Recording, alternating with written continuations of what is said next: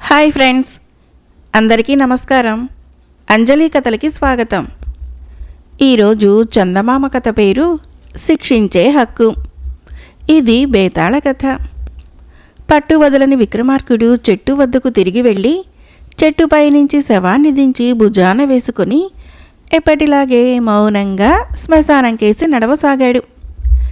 అప్పుడు శవంలోని బేతాళుడు, రాజా, నీవు పూనుకున్న ఈ దుర్ఘటమైన పనిని ఏ నమ్మకస్తుడైన భృత్యుడికో అప్పగించినందుకు నీ వివేకాన్ని మెచ్చుకుంటున్నాను.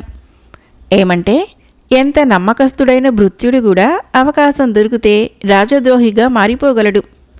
ఇందుకు నిదర్శనంగా నీకు విష్ణుగుప్తుడి కథ చెబుతాను, శ్రమ తెలియకుండా విను అంటూ ఇలా చెప్పసాగాడు. పూర్వము పాంచాల దేశాన్ని గుణసింహుడు అనే రాజు పరిపాలించేవాడు. ఆయన పరిపాలనలో మంచి క్రమశిక్షణ ఉండేది. దొంగతనము, లంచగొండితనము లాంటి నేరాలకు చాలా కఠినమైన శిక్షలు ఉండేవి. గుణసింహుడు అప్పుడప్పుడు మారువేషంలో సంచరిస్తూ నేరాలు చేసేవారిని స్వయంగా పట్టుకునేవాడు. అలాగే ఆయన మారువేషంలో నారాయణపురం అనే గ్రామానికి వెళ్ళి అక్కడి న్యాయాధికారి అయిన ధనగుప్తుడు లంచగొండి అని చూచాయిగా విన్నాడు. ఆ సంగతి నిజమో కాదో తెలుసుకునేటందుకు ఆయన ఒక పథకం వేశాడు. ఆ పథకం ప్రకారము గుణసింహుడు, ఆయన మంత్రి మారువేషాలతో ధనగుప్తుడి వద్దకు వెళ్ళి తమ ఇద్దరి మధ్య ఒక వివాదం ఉన్నట్లు సృష్టించారు. సాక్ష్యం చూస్తే మంత్రి పక్షానే న్యాయం ఉన్నట్లు కనపడింది. ధనగుప్తుడు అంతా విని మర్నాడు తీర్పు చెబుతానన్నాడు. ఆ రాత్రి రాజు ధనగుప్తుడిని కలిసి తనకు అనుకూలంగా తీర్పు చెబితే 100 మొహర్లు ఇస్తానన్నాడు. డబ్బుకు ఆశపడి ధనగుప్తుడు మర్నాడు రాజుకే అనుకూలంగా తీర్పు చెప్పాడు. తీర్పు వింటూనే రాజు, మంత్రి తమ అసలు స్వరూపాలు బయటపెట్టి ధనగుప్తుడిని బంధించి రాజధానికి తీసుకుని పోయి విచారణ జరిపి మరణశిక్ష విధించారు. శిక్ష వెంటనే అమలు జరిగింది. రాజు చేసిన ఈ పనికి నారాయణపురంలో చాలామంది రాజును నిందించారు. లంచగొండితనానికి మరణశిక్ష విధించటము పిచ్చుక మీద బ్రహ్మాస్త్రం ప్రయోగించటమేనని అందరికీ తోచింది. అలా రాజుని నిందించినవాడు ధనగుప్తుడి కొడుకు విష్ణుగుప్తుడు. అతను పెద్ద ఆదర్శాలు కలవాడు. సమర్థతతో పరిపాలించే రాజు అందుకుగాను ఎలాంటి శిక్షా విధానం అవలంబించినా తప్పులేదని, తన తండ్రి నేరము శిక్షార్హమైనదేనని అతను నమ్మాడు. కాలక్రమేణా విష్ణుగుప్తుడు తన విద్య పూర్తి చేసుకుని రాజు కొలువులో చేరాడు. అతను ఉన్నతమైన ఆదర్శాలు కలవాడు, చురుకైనవాడు, విశ్వాసపాత్రుడు కావటం చేత కొద్ది కాలంలోనే రాజుకు ఆంతరంగికులలో ఒకడుగా అయ్యాడు. ఇలా ఉండగా పాంచాల దేశం మీదకి శత్రురాజు దండెత్తి వచ్చాడు. ఆరంభంలోనే పాంచాల సేనలు తీవ్రంగా దెబ్బతిన్నాయి. అపజయము తప్పదన్నట్లు కనపడింది. ఆ పరిస్థితిలో గుణసింహుడు శత్రురాజుని మోసంతో చంపించటానికి పథకం వేశాడు. ఆయన విష్ణుగుప్తుడితో ఈ పథకం చెప్పి శత్రు శిబిరానికి చెందిన ఒక అంగరక్షకుడి చేత శత్రురాజును చంపిస్తున్నానని, వాడు ఆ పని చేసినందుకు 1,00,000 వరహాలు వాడికి లంచంగా ఇవ్వవలసి ఉంటుందని, ఆ 1,00,000 వరహాలని విష్ణుగుప్తుడికి ఇచ్చి ఆ సొమ్ము ఆ అంగరక్షకుడికి అందచేయమన్నాడు. విష్ణుగుప్తుడు 1,00,000 వరహాలు తీసుకొని అంగరక్షకుడికి అందించటానికి ఒప్పుకున్నాడు. కానీ అతను అలా చేయక తిన్నగా శత్రురాజు వద్దకి వెళ్ళి ఆయనను హత్య చేయటానికి జరిగిన కుట్ర చెప్పి పాంచాల దేశపు సైనిక రహస్యాలన్నీ తెలిపి శత్రురాజుకు అనేక విధాలా సహాయం చేశాడు. దాని ఫలితంగా శత్రురాజుకు మరింత తేలికగా యుద్ధంలో విజయం లభించింది. గుణసింహుణ్ణి విష్ణుగుప్తుడే స్వయంగా చంపాడు. చంపే ముందు తాను తన తండ్రి చావుకు పగ తీర్చుకుంటున్నట్లుగా గుణసింహుడితో చెప్పాడు. శత్రురాజు పాంచాల దేశాన్ని తన తరపున పాలించటానికి విష్ణుగుప్తుడిని నియమించాడు. విష్ణుగుప్తుడు కూడా గుణసింహుడిలాగానే సమర్థతతో పరిపాలించాడు. అయితే అతను నేరస్తులని దారుణంగా శిక్షించక నేరాలకు తగిన శిక్షలనే విధిస్తూ వచ్చాడు. బేతాళుడు ఈ కథను చెప్పి, రాజా, విష్ణుగుప్తుడు మొదటి నుంచి రాజద్రోహి బుద్ధి కలవాడా, లేక అకస్మాత్తుగా మారాడా? మారితే మార్పుకు కారణమేమిటి? రాజ్యం మీద ఆశ, 1,00,000 వరహాలు తానే కాజేయాలన్న దుర్బుద్ధా? తన తండ్రి చావుకు పగ తీర్చుకునే ఉద్దేశము అతనికి అకస్మాత్తుగా ఎందుకు కలిగింది? రాజుగారి ఆంతరంగికుడిగా అతను ఎప్పుడైనా రాజును చంపి ఉండవచ్చును కదా. ఈ సందేహాలకి సమాధానం తెలిసి కూడా చెప్పలేకపోయావో నీ తల పగిలిపోతుంది అన్నాడు. దానికి విక్రమార్కుడు, విష్ణుగుప్తుడు మొదట నిజంగా రాజభక్తి గలవాడే. తన తండ్రికి రాజు ఇచ్చిన మరణదండన తన తండ్రి నేరానికి అంటే లంచగొండితనానికి తగిన శిక్షే అని అతను నమ్మాడు. కానీ ఆ రాజే యుద్ధంలో విజయం కోసము శత్రురాజు అంగరక్షకుడికి 1,00,000 వరహాలు లంచం ఇవ్వటానికి సిద్ధమయ్యాడు. అందుకు మరణదండన న్యాయమైతే రాజును చంపటం తప్పనిసరి. అది సరి అయిన శిక్ష కాని పక్షంలో తన తండ్రి శిక్ష పొందలేదు, హత్య చేయబడ్డాడు. దానికి పగ తీర్చుకోవటము విష్ణుగుప్తుడి విధి. ఎలా చూసినా విష్ణుగుప్తుడి ప్రవర్తనలో తప్పు పట్టడానికి లేదు. అతడి ఉన్నతాదర్శాల ముందు రాజుభక్తి ఓడిపోయింది. అదే అతనిలో కలిగిన పెద్ద మార్పుకి కారణము అన్నాడు. రాజుకు ఈ విధంగా మౌనభంగం కలగగానే బేతాళుడు శవంతో సహా మాయమై తిరిగి చెట్టెక్కాడు. మరొక కథ పేరు ముందు చూపు. ఈ కథను రచించిన వారు ఎస్వి కామిశెట్టి గారు. పూర్వము వంగరాజ్యాన్ని మలయసింహుడు అనే రాజు పరిపాలించేవాడు. వంగదేశాన్ని ఆనుకొని ఉన్న అంగదేశాన్ని రాజసింహుడు పరిపాలించేవాడు. 2 దేశాల రాజుల మధ్య ప్రజల మధ్య కూడా బంధుత్వాలు ఉండేవి. ఉభయ దేశాల మధ్య పరస్పర సహకారం ఉండేది. ఇలా ఉండగా కళింగ రాజైన చంద్రవర్మ ఆకస్మికంగా అంగరాజ్యం మీద యుద్ధం చేశాడు. అంగరాజైన రాజసింహుడు అతని సైన్యాలు వీరోచితంగా పోరాడినా అపజయం తప్పలేదు. రాజసింహుడు వంగదేశం పోయి మలయసింహుడి అండన చేరాడు. నిజానికి రాజసింహుడు అంత సమర్థుడైన పాలకుడు కాడు. అయినా అంగదేశానికి సంభవించిన పరాజయము తమ పరాజయంగానే భావించారు వంగదేశ ప్రజలు. మలయసింహుడు రాజసింహుడి పట్ల సానుభూతి చూపించాడు. అతను తలుచుకుంటే రాజసింహుడి ఓటమికి ప్రతీకారం చేయగల శక్తి కలవాడే. అయినా ఎందుకో అతను అలాంటి ప్రయత్నం ఏమీ చేయకుండా ఊరుకున్నాడు. ఒకప్పుడు మలయసింహుడు ఎవరికీ తెలియకుండా తన అంగరక్షకులతో అంగరాజ్యం ప్రవేశించాడు. అక్కడ అతనికి ఏ విధమైన అలజడి కనిపించలేదు.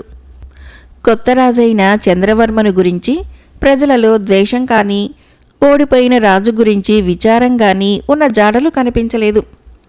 తమ జీవితాలు తాము ఏమీ జరగనట్టే జీవిస్తున్నారు.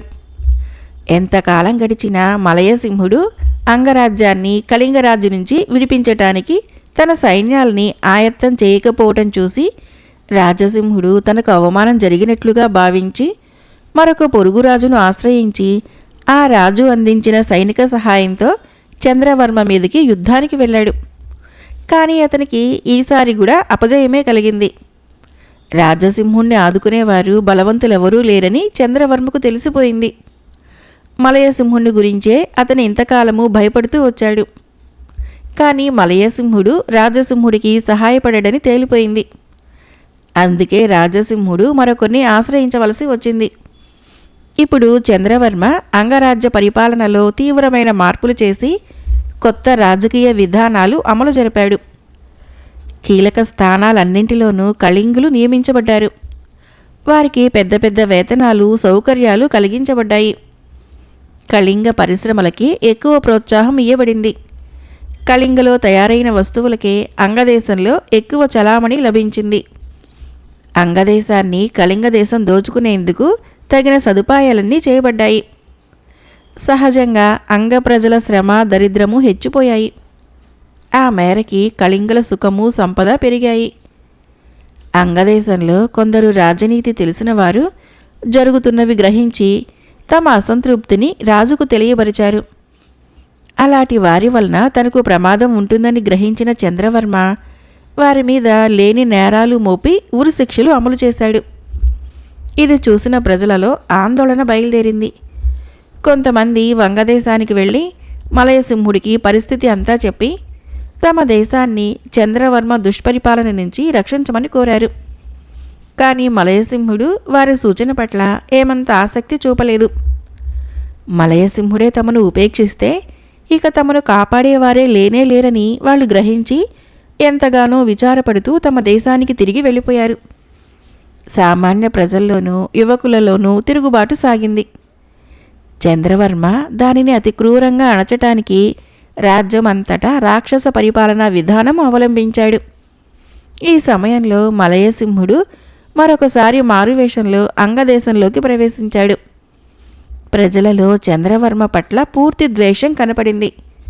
వాళ్ళిప్పుడు శాసనాలకి తలవొగ్గక రహస్య చర్యలు సాగిస్తున్నారు. రాజకీయ యంత్రాంగానికి ప్రజలకి మధ్య పైకి కనపడకుండా లోపల అతి తీవ్రమైన సంఘర్షణ సాగుతున్నది. ఇది చూసిన మలయసింహుడు అకస్మాత్తుగా చంద్రవర్మ రాజ్యం మీద 2 దిక్కుల నుంచి దాడి చేశాడు. అనుకోకుండాను అతి తీవ్రంగానూ జరిగిన ఆ దాడికి చంద్రవర్మ తట్టుకోలేకపోయాడు. మలయసింహుడు దాడి చేస్తున్నట్లు తెలియగానే ప్రజలు బహిరంగంగా తిరుగుబాటు చేసి చంద్రవర్మ రాజ్యాంగాన్ని క్షణంలో ధ్వంసం చేసేశారు. చంద్రవర్మ ఓడిపోయి మలయసింహుడికి బందీగా చిక్కాడు. మలయసింహుడు రాజసింహుణ్ణి పిలిపించి అతనికి అంగరాజ్యాధిపత్యం ఇస్తూ ఇలా అన్నాడు: చంద్రవర్మతో యుద్ధం చేసి ఓడిపోయినందుకు నేను నిన్ను తప్పు పట్టను. కానీ నీ పరిపాలనలో ఉండిన అంగ ప్రజలు చంద్రవర్మ పరిపాలన క్రిందికి వచ్చినప్పుడు వారికి చీమ కుట్టినట్టయినా లేకపోవటం గమనించాను. దానిని బట్టి నీ మీద నీ ప్రజలకు ప్రత్యేకమైన విశ్వాసం లేదని గ్రహించాను. అది నీ తప్పు. నీవు ప్రజల అభిమానాన్ని సంపాదించుకోలేకపోయావు. అయినా నా బంధువు గనక మిత్రుడువు గనక నీకు సహాయం చేసి చంద్రవర్మని ఆనాడే ఓడించి ఉందును. కానీ అందువలన ప్రయోజనం ఉండదు. మరొక బలవంతుడు నీకు ఇదే గతి తెచ్చిపెట్టి ఉండును.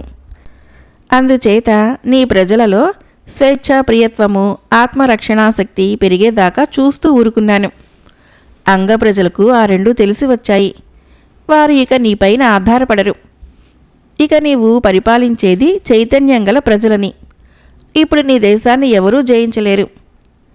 మలయసింహుడి వైఖరిని అర్థం చేసుకోలేనందుకు రాజసింహుడు పశ్చాత్తాపపడ్డాడు. ప్రజల సహకారంతో అతను దేశాన్ని పూర్వం కన్నా చాలా సమర్థతతో పరిపాలించాడు. మరొక కథ పేరు వస్తాదు ప్రజ్ఞ. ఈ కథను రచించిన వారు చెల్లూరి సీతారాజేశ్వరరావు గారు. ఒక జమీందారు దగ్గర సిద్ధయ్య అనే వస్తాదు ఉండేవాడు.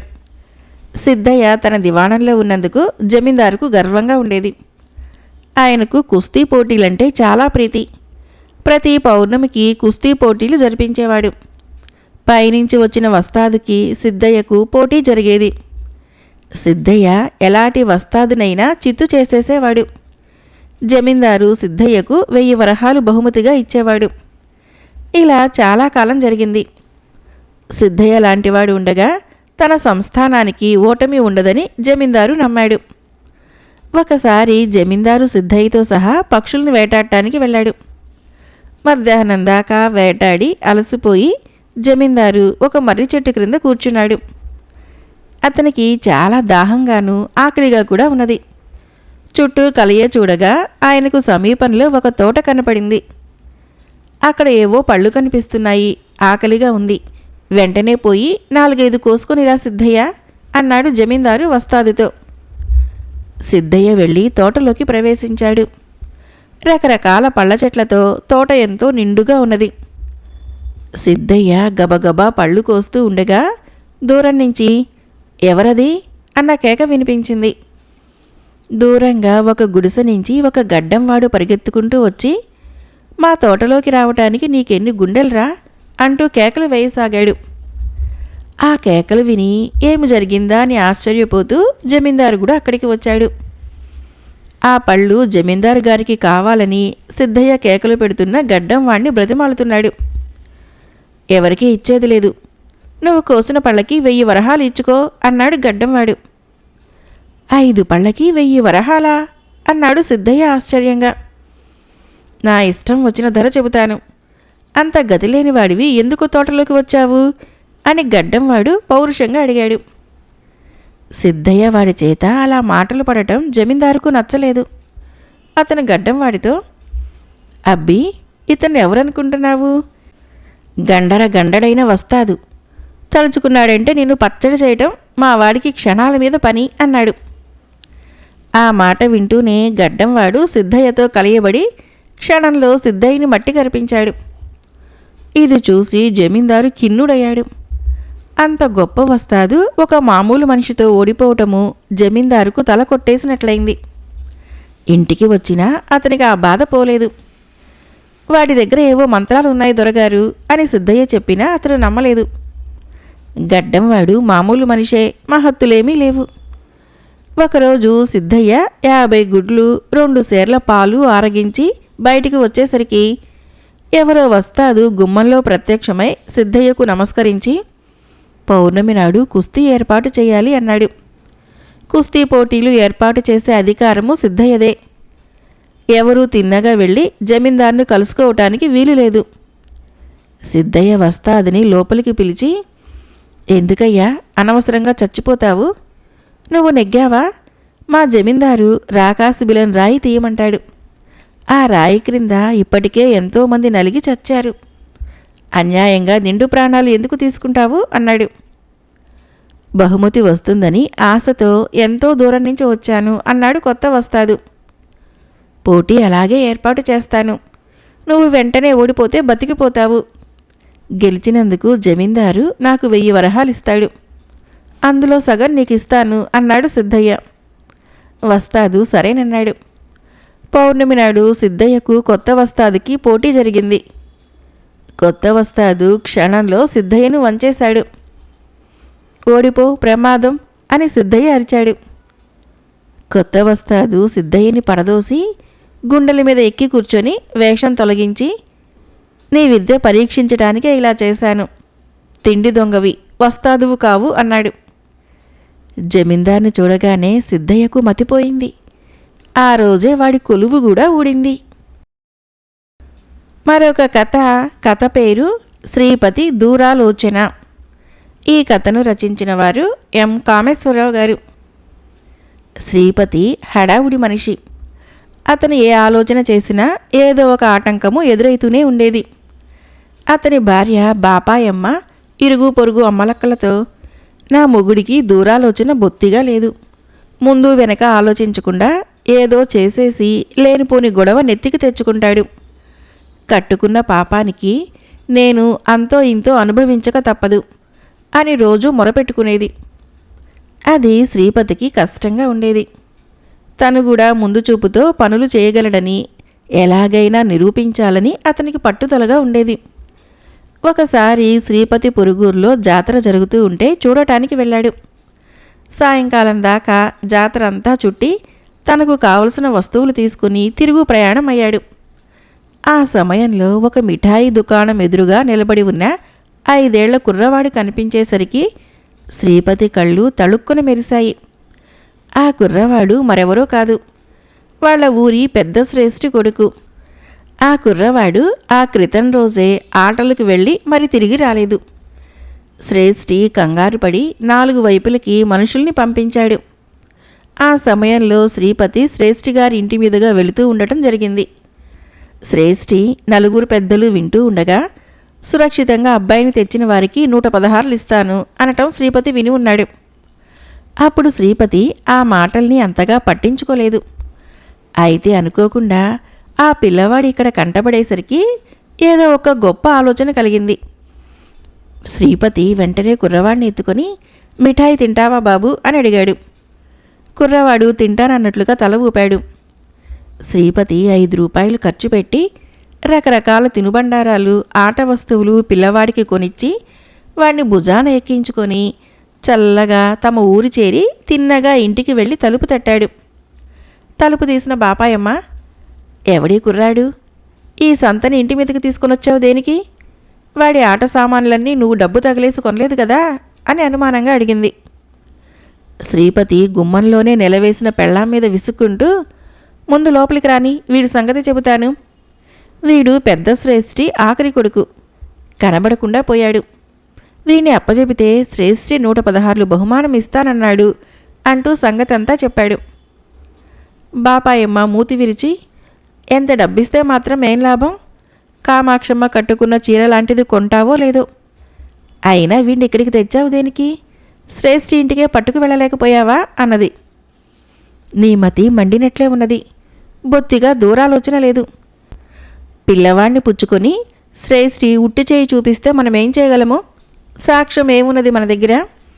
తెల్లవారేక నలుగురు పెద్ద మనుషుల్ని వెంటబెట్టుకుని వెళితే శ్రేష్ఠి చచ్చినట్లు డబ్బంతా అనా పైసలతో సహా కక్కుతాడు అన్నాడు శ్రీపతి. భర్త దూరాలోచనకి ముచ్చటపడిపోయింది బాపాయమ్మ. కుర్రవాడు భోజనం చేసి పాలు తాగి అవి అరిగేదాకా అల్లరి చేసి నిద్రపోయాడు. శ్రీపతి కుర్రవాడి పక్కనే పడుకున్నాడు. తెల్లవారుజామున ఎవరో తలుపు తడుతూ ఉంటే శ్రీపతి కళ్ళు నులుముకుంటూ వెళ్ళి తలుపు తెరిచాడు. వచ్చిన వాళ్ళు నలుగురు రాజభటులని తెలియగానే శ్రీపతి నిద్రమత్తు పూర్తిగా వదిలింది. వాళ్ళు నలుగురు శ్రీపతిని పక్కకు నెట్టి లోపలికి వచ్చి శ్రేష్ఠి కొడుకును చూసి తృప్తిపడి శ్రీపతితో, వెంటనే రాజుగారి దగ్గరికి పద, చిన్నపిల్లల్ని ఎత్తుకుని వెళ్ళటం పెద్ద నేరం. నిన్న జాతరలో నుంచి శ్రేష్ఠి గారి పిల్లవాణ్ణి నువ్వు ఎత్తుకు వచ్చినట్లు వాకబు చేస్తే తెలిసింది అన్నారు. శ్రీపతి పై ప్రాణాలు పైనే పోయాయి. అతను పిల్లవాడి తప్పిపోయిన వైనమంతా చెప్పి జాతరలో నుంచి పిల్లవాడిని శ్రేష్ఠికి అప్పజెప్పాలనే తీసుకుని వచ్చాడు. పిల్లవాడు కనపడకుండా పోయినట్లు అంతకుముందు నేను విని ఉన్నాను అన్నాడు. పిల్లవాడు ఆటలకి వెళ్ళి ఎవరింట్లోనే నిద్రపోయాడట. వాడు కొద్దిసేపటికే దొరికాడు. నిన్న శ్రేష్ఠి గారి కుటుంబం అంతా కలిసి జాతరకు వెళ్ళినప్పుడు పిల్లవాడు కనపడలేదు. వాడిని ఎత్తుకుని వచ్చిన వాడివి వెంటనే శ్రేష్ఠి గారికి ఎందుకు అప్పచెప్పలేదు? ఏదో దురుద్దేశం లేకపోతే పిల్లవాడిని నీ ఇంట్లో ఎందుకు దాచావు అంటూ రాజభటులు శ్రీపతి ఏం చెప్పినా వినిపించుకోకుండా రాజుగారి వద్దకు ఈడ్చుకుపోయారు. ఆ తర్వాత శ్రీపతి తాను నిర్దోషినని రుజువు చేసుకోవటానికి బోలెడంత డబ్బు ఖర్చు చేయవలసి వచ్చింది. చావు తప్పి కన్ను లొట్టబోయినట్టయి శ్రీపతి ఇంటికి తిరిగి రాగానే భార్య అలవాటు ప్రకారము, నీకు బొత్తిగా దూరాలోచన లేదు అన్నది. మరొక కథ పేరు దయ్యాల కొంప. ఈ కథను రచించిన వారు చింతపల్లి అన్నపూర్ణ గారు. పండక్కి అత్తారింటికి వచ్చాడు శేఖరుడు. మాటల సందర్భంలో దయ్యాల ప్రసక్తి వచ్చింది. శేఖరుడు దయ్యాలే లేవంటాడు. శేఖరుడి బావమరిది కామేశము దయ్యాలు ఉన్నాయనంటాడు. కాసేపు వాదించుకున్నాక, మా ఊరు చివర ఒక పాడుబడ్డ భవనం ఉంది. ఒకప్పుడు అది ఓ జమీందారుది. ఒక్క రాత్రి అక్కడ గడిపి వచ్చావంటే దయ్యాలున్నాయని నువ్వు అంటావు అన్నాడు కామేశం. సరే, 10 వరహాలు పందెం కట్టు. దయ్యాలు ఉంటే నేను నీకు ఇస్తాను, లేకుంటే నువ్వు నాకివ్వాలి అన్నాడు శేఖరుడు ఖచ్చితంగా. కామేశము సరేననగానే ఓ బుడ్డి దీపము చాప తీసుకొని దయ్యాల కొంపకు బయలుదేరాడు శేఖరుడు. అత్తామామలు భార్య వద్దన్నా కూడా అతడు వారి మాటలు వినలేదు. శేఖరుడు ఆ ఇల్లు చేరుకునేసరికి అర్ధరాత్రి కావచ్చింది. అతను తోయగానే తలుపు తెరుచుకుంది. అతడికి ఎదురుగా వికారాకారంలో ఉన్న ఒక ముసలమ్మ కనిపించింది. ఎవరు బాబు నువ్వు? ఈ పాడుబడ్డ కొంపకి ఎందుకొచ్చావు? దయ్యాలు ఉంటాయని నీకు తెలియదా అంది. దారిన పోతూ ఈ రాత్రికి ఇక్కడ గడపాలని వచ్చాను, తెల్లారగానే వెళ్ళిపోతాను అన్నాడు శేఖరుడు నిశ్చయంగా. నేను ఈ ఇంటి పని మనిషిని, కాసేపు అలా బయట నిలబడ్డావంటే ఇల్లు శుభ్రం చేసి పిలుస్తాను అంది ముసలమ్మ. శేఖరుడు సరేనన్నాడు. ఆ తర్వాత ముసలమ్మ ఇల్లంతా చీపురుతో ఊడ్చి అతన్ని లోపలికి రమ్మనమని చెప్పి వెళ్ళిపోయింది. శేఖరుడు బుడ్డి దీపం క్రింద పెట్టి చాప క్రింద పరిచి దానిపైన కూర్చున్నాడు. కొత్త చోటు కావటం వలన అతడికి వెంటనే నిద్ర పట్టలేదు. ఈలోగా అక్కడికి ఒక వృద్ధుడు వచ్చాడు. అతడు వికారంగా, ఎవరు బాబు నువ్వు? ఈ పాడుబడ్డ కొంపలో దయ్యాలు ఉంటాయని నీకు తెలియదా అన్నాడు.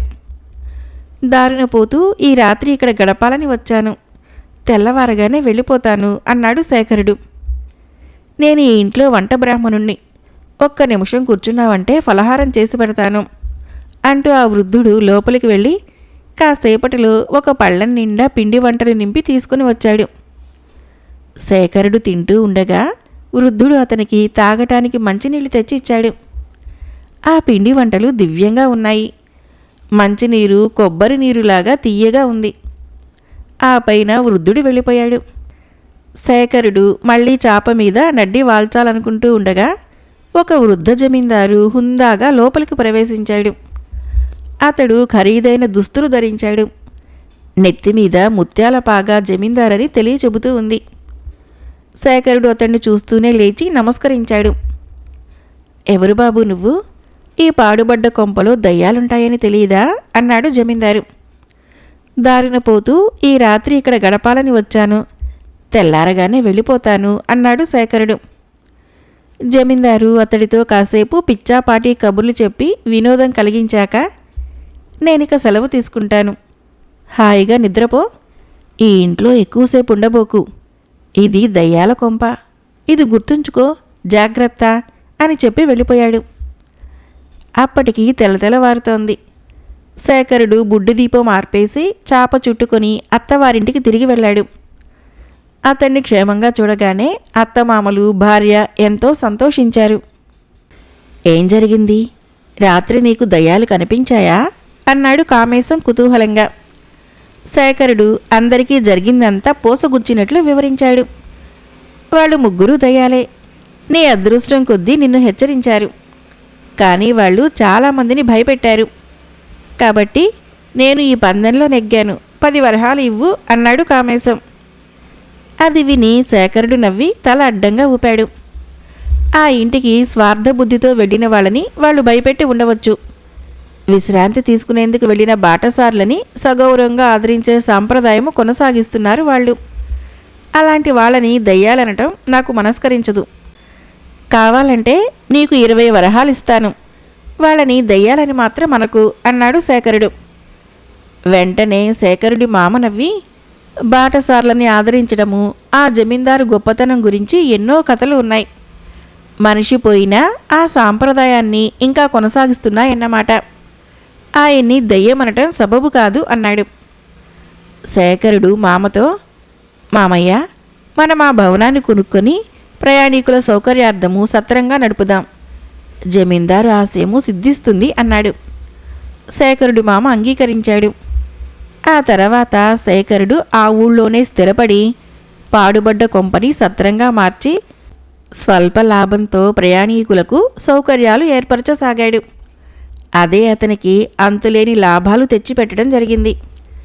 ఆ తర్వాత నుంచి ఆ ఇంట్లో దయ్యాలు మాత్రం మళ్ళీ కనపడలేదు. మరొక చిన్న కథ పేరు అతి తెలివి. ఈ కథను రచించిన వారు కుమారి సురభి రేవతి గారు. ఒక ఊళ్ళో బ్రాహ్మణ దంపతులు ఉండేవాళ్ళు. వాళ్ళకి పిల్ల జల్లా లేరు. పరమ పిసినిగొట్టు కావటం చేత కడుపుకైనా ఇంత తినేవారు కాదు. ఒకసారి వాళ్ళ ఊళ్ళోకి తిరణాల వచ్చింది. ఎరిగిన వాళ్ళు బంధువులు వచ్చి పడతారని 2 గుండెల్లో రాయి పడింది. మొగుడికి ఏమీ పాలుపోక భార్యను సలహా అడిగాడు. ఎవరైనా వస్తే ఇద్దరము కప్పుకొని పడుకొని చావు బతుకుల్లో ఉన్నట్లు నటించుదాము అన్నది భార్య. తిరణాల మొదటి రోజునే బ్రాహ్మడికి దూరంగా 2 బంధువులు కనిపించారు. వాళ్ళు ఎలాగూ తమ ఇంటికే వస్తారని గ్రహించి అతని ఇంటికి వచ్చి భార్యతో చెప్పాడు. ఆ 2 వచ్చేసరికి దంపతులిద్దరూ మంచాల మీద పడుకొని దారుణంగా మూలుగుతున్నారు. వాళ్ళు వచ్చిన వాళ్ళని గుర్తు కూడా పట్టలేదు. 2 వెంటనే బయటికి వచ్చి, తిరణాల మాట దేవుడెరుగు, ఈ దిక్కులేని దంపతులు పెద్ద కష్టంలో ఉన్నారు, బంధుగణానికి తెలియపరచాలి అని బయలుదేరారు. వాళ్ళు వెళ్ళగానే తమ ఎత్తు పారినందుకు భార్యాభర్తలు సంతోషించి లేచి కూర్చున్నారు. కానీ మర్నాటికల్లా వాళ్ళ బంధుబలగమంతా ఓ 50 మంది దాకా వచ్చి పడింది.